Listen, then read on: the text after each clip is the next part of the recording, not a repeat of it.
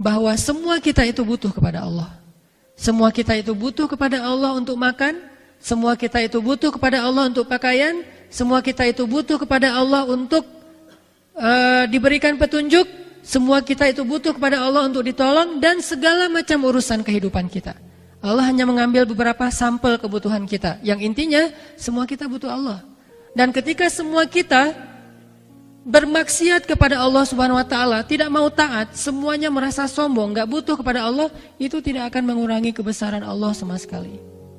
Manusia dan jin durhaka semuanya, maka tetaplah makhluk-makhluk yang lain bertasbih kepada Allah. Atau sebaliknya, semua manusia dan jin dari makhluk yang pertama diciptakan sampai terakhir hari kiamat, semuanya taat kepada Allah, dan itu pun tidak menguntungkan Allah sedikit pun, tidak menambah kebesaran dan keagungan Allah sedikit pun. Yang intinya Allah gak butuh kita, kita yang butuh Allah. Itu maksudnya. Karena Allah ghaniyun anil alamin, ghaniyun anil ibad. Allah tuh gak butuh alamin, gak butuh makhluknya. Allah tuh gak butuh hamba-hambanya. Sebaliknya, kita tidak ghani, kita fakir di hadapan Allah. Jadi kebalikan dari ghani itu adalah fakir. Dan Allah juga katakan, seandainya semua makhluknya berkumpul, manusia dan jin, yang pertama diciptakan sampai yang terakhir lahir ke muka bumi, berkumpul semuanya meminta kepada Allah, berdoa. Semua kita punya hajat yang berbeda-beda. Di satu malam semua kita berdoa, ya Allah saya minta rezeki, ya Allah saya minta usia yang berkah, ya Allah saya minta keluarga, jodoh, pasangan, ya Allah saya minta pekerjaan, ya Allah saya minta disembuhkan, ya Allah saya minta ini dan itu. Semuanya berdoa kepada Allah serentak, maka Allah mengabulkan doa-doa kita semuanya tanpa mengurangi kekayaan Allah sedikit pun, kecuali hanya seperti satu tetes air dari ujung jarum yang baru dicelupkan ke dalam laut. Cuman segitu doang kurang dari kebesaran Allah. Padahal yang meminta semua hambanya, dari Nabi Adam sampai manusia terakhir, dari iblis sampai jin yang terakhir. Ini menunjukkan Allah emang gak butuh kita, kita yang butuh Allah SWT. Ini salah satu di antara hadis yang diriwayatkan oleh Imam Muslim dengan derajat sahih tentang makna ya ayuhan nas antumul fuqara'u ilallah. Wahai manusia, kalian semua itu fakir di hadapan Allah. Jadi teman-teman yang dirahmati Allah Subhanahu wa taala, dari penjelasan ayat dan hadis tadi ada hal yang perlu kita coba belajar. Coba kita belajar mulai sekarang untuk terus merasa bahwa kita itu butuh Allah. Butuhnya itu bukan butuh seadanya. Karena ada orang yang butuh dengan derajat kekurangan, ada orang yang butuh dengan derajat miskin, ada orang yang butuh dengan derajat fakir. Di antara sekian banyak derajat kebutuhan, Allah menyebut kita itu butuh Allah bukan hanya ketika ada kekurangan, bukan hanya sebagai orang miskin yang butuhnya butuh tapi nggak mendesak, tapi sebagai orang yang fakir, yang sangat mendesak, yang tidak bisa ditunda. Dan seperti itulah kebutuhan kita kepada Allah, nggak bisa ditunda. Sehingga ketika kita merasa bahwa kita itu fakir di hadapan Allah, kita itu butuh banget kepada Allah, kita itu nggak ada apa-apanya kecuali Allah yang menolong dan memfasilitasi hidup kita, saat itulah kita mulai muncul semangat untuk mendekatkan diri kepada Allah dan berserah diri kepada Allah. Mendekatkan diri kepada Allah dalam bentuk ketaatan, berserah diri kepada Allah dalam bentuk roja, permintaan, berdoa, memohon kepada Allah SWT. Fakir. Sebaliknya ketika kita merasa bahwa hidup kita bisa berjalan tanpa harus berdoa, hidup kita bisa berjalan tanpa harus meminta kepada Allah, maka kita sudah terjebak kepada penyakitnya Abu Jahal, Fir'aun, Namrud, Qarun. Bukan penyakit iblis. Kalau penyakit iblis itu sombong. Kalau penyakit yang disebutkan tadi, Fir'aun, itu tidak merasa butuh. Arti tidak merasa butuh, dia terlalu pede bisa hidup tanpa Allah Subhanahu wa taala. Apa bentuk praktis dari merasa fakir di hadapan Allah? Bentuk praktisnya kita nggak berani macam-macam. Karena ketika kita macam-macam dengan Allah, kita melanggar syariat Allah, maka kita nanti akan menjadi kesusahan. Soalnya kita butuh Allah terus. Ini pentingnya merasa fakir. Makin dalam merasa fakirnya, makin takut melanggar kepada Allah. Makin takut bikin Allah marah. Makin takut bikin Allah kecewa. Kenapa? Karena Allah kalau udah kecewa, udah marah, kita durhaka kepada Allah, kita sendiri yang akan kesusahan. Kenapa ada orang yang berani berbuat maksiat di hadapan Allah? Kalau ditanya, kamu yakin Allah melihat? Ya, dia tahu Allah melihat. Kenapa masih bermaksiat? Karena dia merasa bahwa dengan bermaksiat, hidupnya tidak akan ada apa-apa, tidak akan terjadi apa-apa. Hidupnya tidak akan menjadi susah, soalnya dia terlalu pede dengan kehidupannya. Ada orang ketika dia berbuat maksiat, kenapa dia berani dan tidak takut kepada Allah? Karena dia merasa bahwa setelah bermaksiat pun tidak ada yang berpengaruh terlalu besar dalam kesusahan hidupnya, biasa-biasa saja. Dia tetap bisa makan, dia tetap bisa punya penghasilan, dia punya keluarga yang aman-aman aja, hampir tidak berpengaruh ke dalam kehidupannya secara negatif. Ini orang yang istagna nih. Kok Allah biarkan? Allah bukan membiarkan, Allah memberi dia kesempatan untuk sadar, insaf. Bahasa Arabnya insaf. Allah memberi dia kesempatan buat insaf. Allah kasih dia teguran-teguran kecil sampai teguran besar seperti Firaun. Teguran pertamanya apa? Teguran pertama Firaun bukan belalang, bukan kodok, bukan sungai Nil menjadi merah, bukan badai, bukan. Teguran pertama buat Firaun itu lembut banget. Didatangkan kepada Firaun 2 nabi sekaligus. Dan Allah mengatakan kepada 2 nabi itu apa? Wa qula lahu qawlan layyinan. Bicaralah dengan dia dengan ucapan yang lemah lembut. Orang udah sedurhaka Firaun, ketika Allah menegurnya, Allah nggak langsung mendatangkan musibah ditenggelamkan ke dalam laut. Enggak, Allah bertahap menegur dia justru dengan nasihat yang lemah lembut. Dan kita mengalami itu.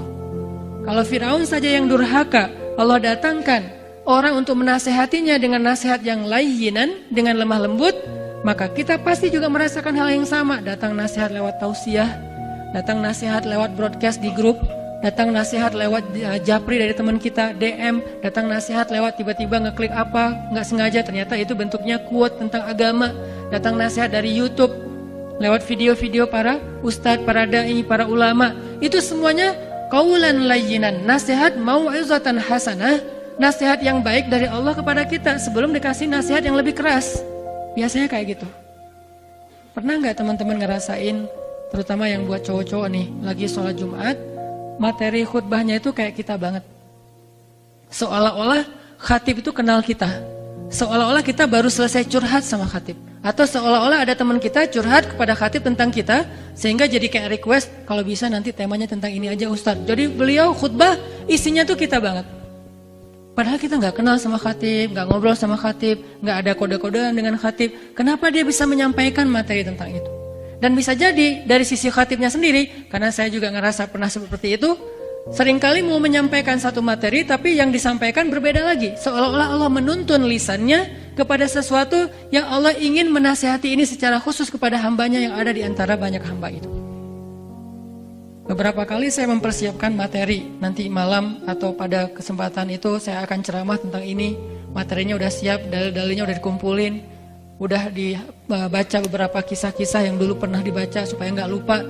Pas on the stage, mulai dari prolog, mukadimah, udah ngalir, ternyata materinya beda lagi. Termasuk malam ini. Tadi udah disampaikan materinya mau apa gitu, tiba-tiba ya udah deh tentang fakir aja. Bisa jadi ini adalah ilham dari Allah untuk menasehatin diri saya sendiri. Atau bisa jadi juga diri saya dan beberapa orang di antara kita. Atau bisa jadi untuk kita semuanya. Yang pasti kita sering ngalamin, dan saya juga sering ngalamin, karena emang udah sekitar 2 tahun saya gak menerima jadwal khutbah Jumat. Karena pengen dikhutbahi, sering mengkhutbahi kan. Sering mengkhutbahi nikah. Kan kita sering dengan khutbah nikah tapi bukan nama kita yang disebut gitu kan ya. Baper. Nah ini saya pengen ngerasain dikhutbahin. Gimana sih rasanya dikhutbahin oleh khatib Jumat? Sering nasihatin orang, jarang dinasihati. Dengar nih, dan nggak milih-milih masjid. Kadang-kadang lagi di jalan mampir, atau misalnya kayak mau nyoba masjid baru, karena masjid yang dekat rumah udah sering, coba masjid yang lain. Khatibnya juga nggak kenal dengan saya nggak kenal dengan beliau. Tiba-tiba menyampaikan materi yang saya ngerasa ini kayak ceramahin saya pribadi nih. Seolah-olah jamaah Jumatnya cuma ada saya sendiri. Itu tuh kita banget. Kenapa teman-teman? Itu yang disebut dengan mau'izatin hasanah dari Allah melalui khatib, ustadz, da'i. Kita tuh yang lagi dinasihati oleh Allah.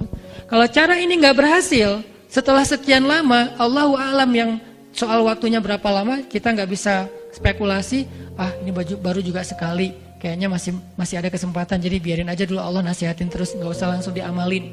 Kan kita nggak tahu waktunya. Setelah waktunya berlalu, Allah akan gunakan cara yang lain, dikasih teguran yang bentuknya ujian, musibah. Idza kasurat dzunubul abdi wa lam yakun lahu amalin liyukaffiraha fabtalahu Allahu bil hazan liyukaffiraha. Kalau orang punya banyak dosa tapi nggak cukup amal untuk mengkifarat dosanya, Allah akan kasih dia ujian ataupun kesedihan untuk mengkifarat dosanya. Tiba-tiba dikasih ujian buat Firaun dengan berbagai macam masalah, mulai dari anaknya sakit, mulai dari bangunan-bangunan yang dimakan rayap, kemudian datang belalang, kemudian datang kodok, kemudian air sungai Nil menjadi merah, kemudian menjadi badai yang dingin sekali sehingga banyak orang yang akhirnya kena penyakit dan seterusnya, nggak sadar juga, sampai puncaknya adalah ditenggelamkan ke dalam laut merah. Ini kenapa? Istaghna, merasa terlalu pede dengan dirinya sendiri, kekuatan fisiknya, pengawalnya, gengnya, keluarganya, pengikutnya, keturunannya dan seterusnya, hartanya, jabatannya, kekuasaannya. Dia terlalu merasa nggak takut dengan Allah dan nggak merasa butuh kepada Allah. Nah ini bahaya banget. Ini yang disebut dengan istaghna. Kadang kita merasa seperti ini dengan grade yang mungkin masih ringan, tapi ada rasa itu di hati kita, kayak nggak takut berbuat dosa, atau kayak nggak penting banget untuk menyebut nama Allah di awal kegiatan kita.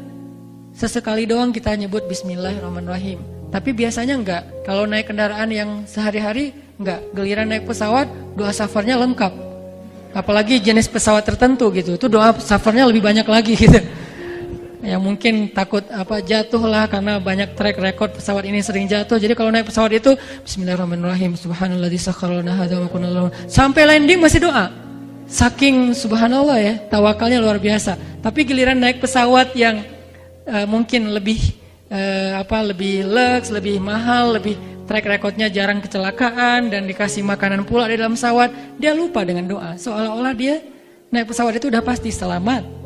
Berarti dia mulai istaghna di sini, nggak merasa butuh lagi kepada Allah ketika terfasilitasi hidupnya. Ketika dia mau jalan di siang hari, dia nggak doa. Ketika jalannya di malam hari, tengah malam, takut begal segala macam, doanya panjang. Ada juga yang siang hari doanya panjang, kenapa? Takut tilang, nggak bawa SIM gitu. Sampai auzubillahi min polisi. Aku berlindung pada Allah dari polisi gitu kan ya. Nah ini kenapa? Karena kita tuh baru merasa fakir kalau lagi ada sesuatu yang menurut kita mengancam. Padahal hidup kita itu dalam keadaan lemah, rawan, rentan, setiap saat, setiap detik, rentan terus. Cuman kerentanan itu kita tidak sadari karena emang banyak dari hal-hal yang bisa mencelakai kita itu udah Allah singkirkan tanpa harus ngomong ke kita. Ini udah aku singkirin loh ya. Allah gak gitu. Coba kalau digituin, gak akan sanggup kita dengerin. Terus aja berdering tuh, ini 1, 2, 3, sekian ribu. Dalam sehari Allah menghindarkan kita dari banyak masalah. Kan jadi mengganggu ya. Kenapa Allah gak ngasih tahu biar kita gak salah paham? Kalau Allah ngasih tahu, per detik itu entah sekian ribu musibah yang udah Allah hindarkan dari kita. Jadi kita gak bisa hidup dong, terus-terusan aja dengerin dapat broadcast dari Allah nih 1, 2, sekian ribu sehari. Kan capek ngedengerin. Ya udah, Allah bekerja dalam diam. Kerjanya Allah apa? Dalam tanda petik, kulla yaumin huwa fi sya'an. Setiap hari Allah dalam kesibukan. Kesibukan Allah ketika ditanya oleh ulama, mengangkat derajat suatu kaum, menjatuhkan kaum yang lain, memelihara hambanya, menjaga hambanya dari banyak masalah, dan seterusnya dan seterusnya. Itulah kesibukan Allah setiap hari. Masa Allah mau setiap hari posting, aku hari ini lagi beresin kerjaan si fulan, banyak banget. Sehingga kalau Allah terus-terusan nge-broadcast hasil kesibukannya kepada kita, kita tuh udah gak akan sempat ngapa-ngapain. Cuman baca-baca broadcast Allah aja dan harus disyukuri satu persatu. Ya Allah makasih, makasih, makasih, makasih aja terus setiap hari kan. Allah tahu itu mengganggu kita, sehingga Allah gak menyampaikan kepada kita secara langsung. Allah hanya menyampaikan secara umum. Fabi ayyi ala'i rabbikuma tukadziban, gitu doang. Bukan fabi ayyi ala'i rabbikuma tukadziban 1 nikmat ini, 2, 3, 4, 1000, 2000, sejuta. Nggak akan kehitung sampai Allah mengatakan wa in ta'uddu ni'matallah la tuhsuha. Kalau kalian mau ngitung-ngitung nikmat Allah, kebaikan Allah, Allah menjaga kalian, menghindarkan kalian dari banyak masalah, la tuhsuha, nggak akan sanggup kalian menghitungnya dan ngabisin waktu. Allah nggak mau ngerepotin kita. Yuridullahu bikumul yusra wala yuridu bikumul usra. Allah pengen memudahkan kalian, Allah nggak pengen menyusahkan kalian. Cuman masalahnya gara-gara Allah nggak selalu nge-mention bab itu kepada kita, akhirnya kita jadi lupa. Seolah-olah kita nggak pernah ditolong sama Allah. Sesekali Allah ingatkan, sesekali Allah ingatkan. Itu teman-teman. Jadi kalau kita mau belajar dekat sama Allah, belajar merasa fakir. Merasa fakir itu dua. Satu, merasa butuh kepada Allah. Kedua, merasa gak bisa apa-apa tanpa Allah. Setiap hari kita merasa kayak gitu. Orang makin fakir, makin panjang doanya. Dan makin panjang doanya, Allah makin gak suka sama dia. Karena Allah suka banget kalau ketika hambanya meminta. Bahkan sampai Allah mengatakan di hadis qudsi, minta aja apapun yang kalian butuhkan. Semuanya serentak gak apa-apa, itu gak akan merepotkan aku sama sekali. Dan kalau kalian pun bermaksiat, itu juga nggak akan bikin aku kekurangan keagungannya jadi terganggu, nggak sama sekali. Jadi Allah tuh nggak kayak kita. Ketika ada yang ngebully, heboh, terus yang unfollow, panik gitu kan ya. Itu mah kita di unfollow panik. Apalagi yang unfollow dia panik gitu. Kalau di follow senang gitu, setiap hari dilihat berapa penambahan followers. Terus dihitung-hitung kalau ada yang dimention sama selebgram nambah followers 3.000 dalam hitungan sekian menit gitu-gitu kan. Karena kita butuh followers, Allah gak butuh followers. Kita follow Allah atau unfollow Allah itu gak ngaruh buat Allah. Kita follow gak nambah keagungannya, kita unfollow itu artinya murtad. Follow itu artinya converting to Islam misalnya, itu gak akan menambah keagungan Allah. Kita murtad, unfollow gak akan mengurangi keagungan Allah, biasa-biasa aja, gak ngaruh sama sekali. Justru yang ngaruh itu kepada kita sendiri. Jadi jangan sampai kita berpikir, ya Allah senang kan saya sekarang udah beribadah nih, untung gak sih buat Allah? Enggak. Jadi seolah-olah kita kesannya kayak kalau udah taat gitu, udah berjasa gitu sama Allah. Ada kan orang yang merasa ketika dia udah taat jadi berjasa sama Allah. Terus pas dia kecewa, dia tuduh Allah gak fair. Udah gitu dia kecewa sama Allah, dia tinggalin lagi Allah. Pertama udah berhijab, ngerasa bahwa saya udah berhijab nih, Allah liatin nih udah serius nih berhijab nih. Terus buat Allah untung gitu. Udah berhijab, ternyata dia mengalami ketidaknyamanan dalam hidupnya, dia lepaskan lagi hijabnya, kecewa sama Allah. Kalau kecewa sama makhluk boleh, tapi jangan Allah yang jadi kambing hitam. Jangan agama yang jadi kambing hitam, pelampiasan. Silahkan kepada makhluk, walaupun itu sebetulnya juga nggak dibenarkan. Tapi masih oke lah, karena emang apple to apple. Dia bermasalah dengan orang itu, ya udah ke orang itu aja. Jangan masalahnya dengan fulan, tapi yang diserang orang lain. Jangankan dengan Allah, dengan sesama kita aja kita nggak ngerasa nyaman kan. Ada teman kita, dia lagi ramai dengan siapa gitu, terus marah-marahnya ke kita, terus uring-uringannya kepada kita, terus padahal kita nggak ngapa-ngapain, kan kita akan tersinggung dong. Apalagi Allah Subhanahu Wa Taala. Ini artinya belajar fakir. Ya ayuhan nas antumul fuqara'u ilallah. Gara-gara kita ngerasa fakir, akhirnya sujud kita panjang. Gara-gara ngerasa fakir, akhirnya doa kita panjang. Dan Allah senang banget dimintain doa. Berdoa kepadanya. Allah tuh senang banget kalau kita berdoa meminta kepada siapa nabi yang paling banyak berdoa? Semua nabi banyak berdoa, tapi ada nabi yang sampai Allah puji dia dengan kalimat senang berdoa. Ibrahim paling senang berdoa. Sampai Allah menyebut Ibrahim itu dengan kalimat, Ibrahim itu hamba yang awwahun halim. Awwah itu bukan ya. Awwah kan ada bahasa Arab jadi bahasa Sunda ya. Ais jadi eis, awwah jadi awwah gitu. Bukan. Kebalikannya, kalau awwah kan nggak mau kan. Ini awwahun, bahasa tafsirnya da'a. Arti awwahun da'a. Apa arti da'a? Da'a itu artinya orang yang banyak berdoa. Kalau pernah berdoa namanya da'in. Orang yang menyeru juga namanya da'in atau da'i bahasa kita. Jadi kalau dia berdoanya sesekali namanya da'in. Ujibu da'watad da'i, gitu kan? Aku mengijabah, memperkenankan doa orang yang berdoa. Itu kalau dia doanya sesekali. Tapi kalau doanya udah sering, pakai tasydid. Dalam bahasa Arab tasydid itu artinya penegasan. Bukan lagi da'in, tapi bahasanya da'a. Harus ada tasydid. Arti da'a, doanya itu sering banget. Doanya tuh panjang banget. Ibrahim kalau berdoa, doanya aja tuh udah kayak baca Al-Quran 2 juz. Kita baca Quran kayak doa. Qul huwallahu ahad, Allahu samad, lam yalid walam yulad walam yakul lahu kufuwan ahad, kan kayak doa Rabbana atina fid dunya hasanah gitu kan ya. Kita baca Quran kayak doa. Ibrahim doa kayak baca Quran. Doa aja isinya 2 juz. Teman-teman kalau salat tarawih atau qiyam Ramadan di Masjidil Haram Makkah, itu doanya kayak baca Quran 1 juz loh. Doanya doang 1 jam, nggak tahu apa aja yang dibaca. Dari mulai masalah pribadi sampai masalah umat. Kalau kita dari mulai masalah pribadi sampai masa lalu, semuanya dibahas gitu. Ya itu aja sih sebetulnya. Kalau Imam Masjidil Haram, masalah umat di Palestina, di Suriah, di Yaman, dan seterusnya. Dan doanya tuh emang panjang. Jadi kita tuh kayak kunut pas witir, itu tuh berdiri kunut kayak baca 1 juz. Isinya doa semuanya. Kalau dicari di Al-Quran nggak ada. Itu tadi kunut baca surat apa sih? Bukan surat, itu lagi doa. Nah ini namanya da'a. Dan Nabi yang paling panjang doanya, yang paling sering berdoa, salah satunya adalah Nabi Ibrahim alaihissalam. Sehingga Allah menyebutkan Nabi Ibrahim dalam Al-Quran dengan kalimat Awwahun Halim, Nabi yang banyak berdoa dan paling penyabar. Salah satu doa fenomenal dari Nabi Ibrahim, Hasbiyallah wa ni'mal wakil. Sehingga saking seringnya Nabi Ibrahim berdoa, sehingga Allah menyebut Ibrahim sebagai Khalilullah, kekasih Allah. Beda sedikit dengan Nabi Muhammad, Habibullah atau Habiballah, kekasih Allah. Ada yang Khalil, ada yang Habib. Kalau Khalil, sahabat dekat banget kalau dalam urusan hidup kita ya.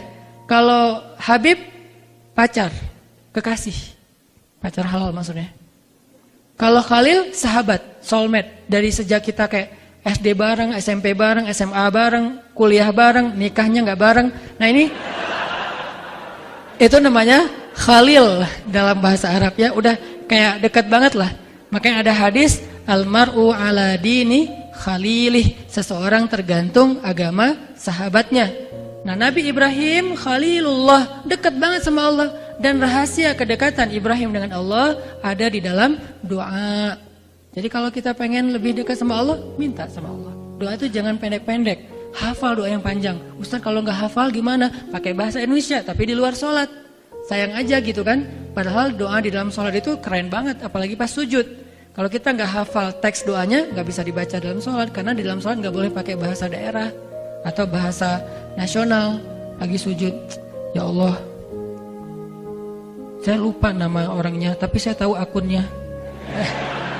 Nggak bisa. Kalau nggak salah akunnya apa ya? Dewi underscore apa gitu. Oh 00 ya Allah, karena dia lahir tahun 2000. Di dalam sujud nggak boleh. Terus Ustadz kalau bahasa Arabnya apa itu? Sama aja. Ya Allah, ini nasitu apa gitu, Instagram. Nggak bisa juga pakai bahasa Arab yang udah ada teks dari Rasul dan dari para sahabat. Doa minta jodoh ada teksnya, cari aja di Google. Kalau nggak ada di Google, cari di YouTube. Nggak ada di YouTube, makanya belajar bahasa Arab. Karena kalau kita nggak ngerti bahasa Arab, nyari di YouTube itu terbatas, hanya ceramah berbahasa Indonesia. Dia lagi gitu kan ya. Itu yang suka pakai kupluk. Makanya malam ini nggak mau pakai kupluk. Nah, kalau kita ngerti bahasa Arab, kita bisa dengar syekh-syekh yang ilmunya lebih mumpuni, yang pembahasannya lebih dalam, insya Allah. Itu teman-teman, jadi yuk kita belajar fakir, selalu butuh kepada Allah. Karena emang nyatanya emang kita butuh sama Allah. Dan perasaan butuh kepada Allah itu gak mengganggu Allah. Jangan salah paham, gak enak sering minta sama Allah. Allah sendiri yang bilang di hadis qudsi, minta aja, gak akan ganggu kok. Kulla yaumin huwa fi sya'n. Allah selalu sibuk ngurus kalian, jadi ngapain kalian merasa mengganggu Allah? Enggak sama sekali. Atau kita ngerasa kayak udahlah hal-hal sepele gak usah minta ke Allah, yang berat-berat aja. Kata Nabi, minta kepada Allah walaupun cuman garam. Nah justru ketika kita gak meminta kepada Allah, berarti kita punya indikasi sebagai orang yang tidak merasa butuh pada Allah. Istaghna wal'iyadzubillah. Itu aja yang bisa saya sampaikan. Nanti teman-teman bisa ngulang lagi ayat ini, surat Fatir, surat Al-Alaq, dan surat Ad-Duha. Barakallahu fiik. Assalamualaikum warahmatullahi wabarakatuh.